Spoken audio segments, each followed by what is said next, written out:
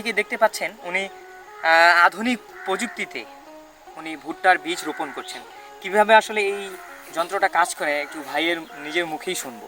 এখানে দেখো একটা লক আছে, যে আছে না লকটা এখানে লাগবে, তারপরে এই যে মুখটা আছে এখন মেলেছে, হ্যাঁ হ্যাঁ হ্যাঁ, তাহলে ভুট্টাটা এখন পড়বে। যখন এখানে এই জায়গায় লকটা আসবে তখন এই যে মুখটা দেখতে পাচ্ছেন উপরে এরকম, এই মুখটা খুলে যাবে আর কি।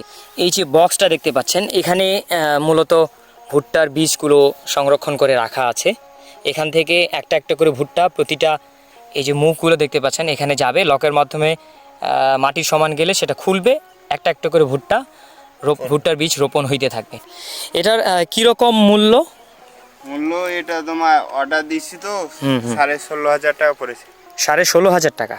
আসলে যারা বেশি পরিমাণে জমি আবাদ করেন বা ফসল ফলান, এনারা অবশ্যই এরকম একটা আধুনিক যন্ত্র ভুট্টার বীজ রোপণ করার জন্য ব্যবহার করতে পারেন। এই মেশিনটা দিয়ে ভাই আসলে কিসের কিসের বীজ রোপণ করা যায়?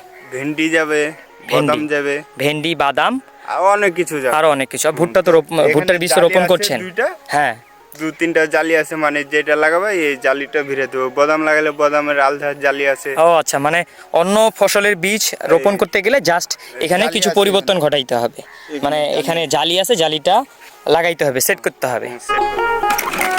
দেখুন কৃষকের কষ্টটাকে লাঘব করার জন্য কত সুন্দর নান্দনিক এবং চমৎকার আবিষ্কার।